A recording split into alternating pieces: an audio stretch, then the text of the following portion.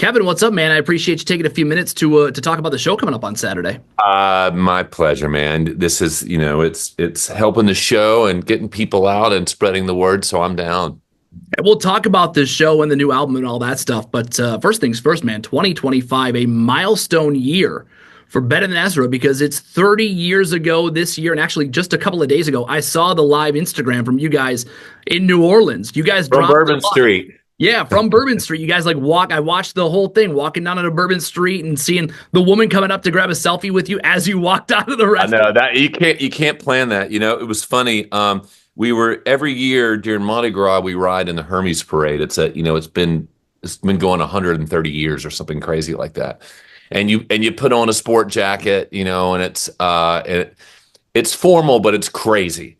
And it was fun. Yeah, February 28th was the 30th anniversary of the release of the Deluxe record on Elektra Records, and so it's big for us. We're still having a ball and playing amazing places like the Film Capitol Theater, Saturday night, and we've got a lot of stuff planned to celebrate Deluxe this year. Yeah, I mean, I was reading, and we'll talk about it a little bit later on about playing the album in its entirety and all that. But I mean, 30 years of an album, and yes, true fans know that it was released a couple of years prior, but that's whatever. We're talking Elektra release, 1995. The album's released, Good comes out, and the rest is history. And I'm always fascinated by sort of the ideas. The hit song in general is just fascinating to me because I always wonder. You write it, you record it. You obviously think it's good. You put it on the record. Do you know whether it's good or desperately want whatever hits you? Right. Do you know when it's all said and done? You hear it for the first time completed. Do you know? Yeah, this is it, or is it sort of who knows what could happen? Well, you that's a phone. Let me get rid of that. You know when you've been rehearsing a song, and those early songs, we were playing them live a lot. So we were getting feedback. We knew that Good reacted immediately with people. I remember the first time we ever played it. It was in Oklahoma City, and we played the song, and people came up to me after the song and were like, "Hey man, what's that wah-ah song?" And I was like, "Oh my God, we've got hold of something." And wah-ah, that part was supposed to have lyrics. I just never got around to writing the lyrics, so it just became this sound, but desperately wanting. There's certain songs that just connect. Other ones though surprise you. You record them, you put them on a record, and then they take off. They have a life of their own, and you never can plan that. But it's always gratifying when a song, just becomes part of the fabric of people's lives and becomes a hit. But then also has staying power. We play those songs like we're talking about. They're 30 years old, and people still go crazy for them. The original fans and now they're kids, so it's really cool.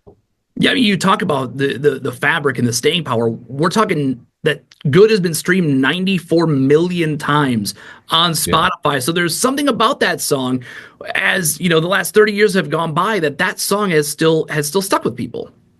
It has stuck with people. It's funny. In the biggest, and that's still great on Spotify, 94, 93 million streams. But, the biggest chunk of its popularity was long since over before Spotify. So who knows what it would have streamed had it been a hit, and streaming was the thing. What would that number be now? It just sticks, there are certain songs that just have a personality. They have the spirit to them. It's a super easy song. Most musicians will tell you the songs that are the easiest to play, just the most basic, are the ones that tend to really resonate with people and connect. And the king of that, of course, was Tom Petty. So I was maybe leaning into Tom Petty and the Pixies when I wrote that song. Do you think it has anything to do with the simplicity of the song and just making it easier for people to maybe sing along to or tap along to or whatever it might be? Yeah, I love easy songs, and the challenge as you continue playing music is to not lose sight of just straightforward, trim the fat. A very immediate song really reacts with people, and that it's 4 chords. It's got the cool C7th at the end, so it has this cool personality to it, and and just the wah stuff. So many of my hits I've written for with Ezra or other bands, have some kind of woes or wah-ahs or something that and that's kind of a hallmark of my songwriting. It's something that just is just catchy. If a toddler can make the noise of your song and dance along, and they react to it, then you're doing something right. And then they start requesting like Alexa play good, and you've nailed it. Yes, so, We mentioned a little bit about the 30th anniversary stuff, and you did the live stream, the live Instagram yeah. from Bourbon Street. But what you guys are also asking fans to do is to share some memories of Deluxe and of the last 30 years. I know you just shared that a couple of days ago, but have you seen any? Has there been one that sort of? Oh my God, we've gotten tons of people sharing. Yeah, we asked people to give us their memories of Deluxe in their life, of listening to the album. And so we've had just some amazing things, like the first dance with my wife after we got married, a song called Porcelain, or this time of year, being about football, or good, and road trips. And it's some really cool stories, and we're putting them all together now, actually. But we're overwhelmed with the feedback, the response. And if that's not enough, you guys are going to play the album from front to back in April in New Orleans, and that's something that a lot of bands are doing now. I know The Offspring did it with Smash when that hit 30 years. Oh yeah. Is this something you guys have done before? Play it front to back? We actually, when we had a Mardi Gras destination event for like 5 years. It was called Crew of Raucous in New Orleans, and it was for Ezra fans. And part of the carrot was we would do albums start to finish. We did a pretty good job. What'll set this one apart is we have some of the original players from when we recorded Deluxe, the original string players, the original guy that played the organ and stuff, coming to New Orleans to play with us in this beautiful venue, the Fillmore, which is about a 3,000 seat venue. It's not a theater. It's just kind of this huge room. It has seating and stuff, but yeah. So it's going to be a very well rehearsed, faithful reproduction of Deluxe on April 26th. I imagine it wasn't too difficult to convince like the OG no, man, player and the strings, like they were on board right away, right? Oh, they were on board right away, and any chance people can get to be flown to New Orleans during Jazz Fest in spring, it's a no-brainer. Yeah. Are there songs on the album? I know you said you've done it in the past, but do you have to go and relearn some of these songs? Are there songs that you had to sort of refamiliarize yourself with before the show? Absolutely. I have to relearn the songs. Once I kind of gets listened to them, it's like muscle memory. It's like an old friend catching up. You can go years and years and suddenly you're right back where you were. The only thing that I have to figure out sometimes are some of the solos, some of the guitar solos. I'm like, what was I doing? So the good news is that I've got that album, the multi-track of that album. So if I do forget, I'm stumped. I can go back to that and solo a guitar track and like, oh, I remember what I did. So, but it's for the most part though, you got to rehearse it. But we remember doing those songs. We did them for so long. When you go back and you listen to like those guitar solos, those tracks, do the memories start flooding back of recording and playing those early gigs and not quite at the level where you were going to be yet? Does all that stuff start coming back to you? Oh, for sure. And we've been digging into those tracks from the Deluxe record, and we're doing some other stuff, a release in the fall, and just hearing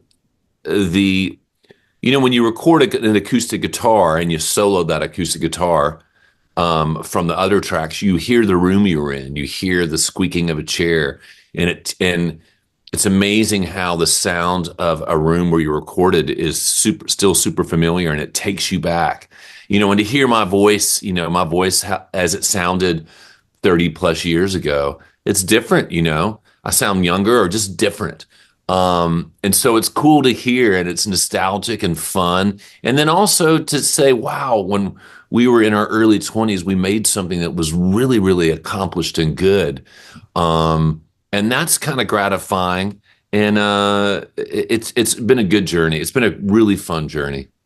And the journey continued last year because for the first time in 10 years, Better Than Ezra put out a new album, Super Magic. And Kevin, that's a Metallica timeline, man. 10 years that's Tool waiting to put out an album. Like what? You know what? I know, and looking back on it now, it was just too long. I'm we all we never stopped playing. We're always doing a lot of shows, and we put out singles during that time and some kind of greatest hits things. But 10 years is too long. And once we put this new album out this past May, like you said, Super Magic, and thank you for doing your research.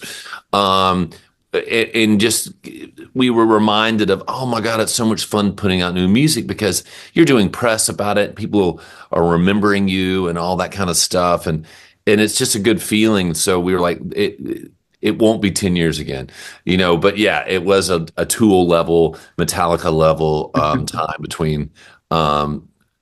between Ezra albums. But when you start a band, it's all consuming. It's everything you do. But then, you get older and you get a family, you do other things. So it's not the primary focus. It's just one of the things you do. And so I think that's why it took so long. But now that we've released new music, we're like, wait, we're doing this more often because it's just too much fun. Yeah, you talked about how this album, as opposed to the previous album from 10 years ago, this album was less deliberate than the last album. What led you guys to make Super Magic, maybe a looser album while still sort of delivering on your own expectations? Because your own expectations are obviously sky high. Yeah, I mean, you start off, like, okay, what have we done so far? How do we want the band's sound to evolve? On purpose, but also it just happens anyways because you're into new music, you have new influences, and we've always brought the new influences into the band's music for better or for worse. We gain new fans, we lose old fans with new albums. And I think that's the way it should be. You should always be evolving. This one we wanted to have it a little looser, a little more rock, more frayed edges with this record. The last one we made 10 years ago, prior to this one, was super produced, and we wanted to make it very exact. The sound, that's what we were going for, and it's a freaking great album. But this album, we wanted just to have a different spirit.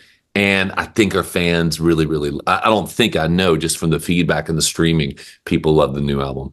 Yeah, and they really gravitated towards Live a Little, which is the single that you guys released off that, which, let's be honest, has a bit of a good vibe to it. I mean, it had that sort of uplifting spirit, that from Better Than Ezra. It's funny, I wrote that song with this guy named Stevie Aiello. He's the bass player. Actually, he's the guitarist now in 30 Seconds to Mars. And we wrote the verse and the chorus. We're like, man, this is awesome. And we were thinking of it for as a pitch for this movie that we've been asked to submit songs to. And we got this kid named Chaz Cardigan, who was on Capitol Records, who's a great artist, to come and sing it. And he released it as a single like 2021 or 2022, and then he promptly got dropped. The pandemic actually was 2020, and the pandemic hit. Nothing happened with the single, but we still got tons of usages with Apple commercials and stuff like that. So I always knew, like, okay, this song is a money song. It's really, really good. Let's give this song another chance. It could be a great Better Than Ezra song, and it turns out we were right. You can hear that on Super Magic. That album is out now, coming up on the 1-year anniversary of that. We're celebrating 30 years of Deluxe, and you guys are playing the FIM Capitol Theater in Flint coming up on Saturday. And I assume that if you're an Ezra fan, you're going to hear things from Deluxe all the way to Super Magic this Saturday.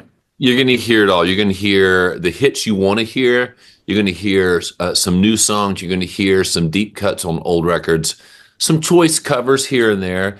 But it's all that music. It's crowd participation, It's some silliness, some dance moves. You walk out of a Better Than Ezra show with a smile on your face, no doubt.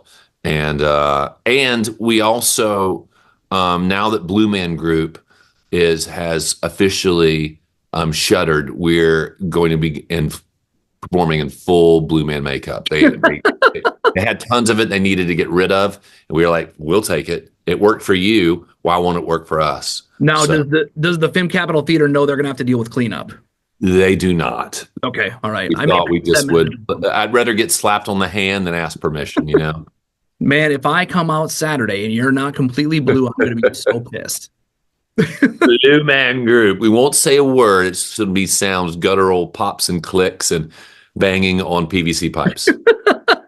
Can't wait. It's coming up on Saturday at the Film Capital Theater. And I've got one last question. This is more of a personal thing with the SNL 50th anniversary that just happened. Clips start making their way to social media. Dude, nothing makes me laugh harder than Norm Macdonald doing Better Than Ezra during Weekend Update. And I have to know, did you see that live? And does it make you as happy every time you see it pop up on social media? It always makes me happy. I did see it live. I watched when it happened. It's always been something we've really has been really special for us. We were Norm Macdonald fans, and for it to be always included as one of his biggest things is just it's just an honor. We've actually got a lot of mentions on Saturday Night Live over the years. Last year during the cold opening, they had a guy dressed like Trump, and the guy's like, I'm better than Washington. I'm better than Lincoln, and quite frankly, I'm better than Ezra. So I saw that. The fact that Ezra, the band, we're just still something in the pop culture that you can reference in 2024 on Saturday Night Live, and people get it. That means we did something right. We're part of it. You set out to try to get known, and we've been able to do that. There's actually Judd Apatow is doing a documentary about Norm Macdonald, and we're hoping to have some music on that. We'll see if they reach out. I mean, I think they have to, right? They have to. They have to. They have to. Excited for Saturday, man. Film Capital Theater in Flint. You can still get your tickets at thefilm.org, and Better Than Ezra coming to Flint. Kevin, man, I appreciate it so much. Thanks for jumping on and talking for a bit. Matt, thanks for all the research and the care you took in doing this, and hopefully we'll see you there Saturday night. Yeah, I hope to be there, man. If I do, you'll see me until you don't walk out in blue makeup, and then I will find the door. I love it. Cheers, man. Thank you so much. Awesome. Thank you, Kevin. See you Saturday. Bye. See you.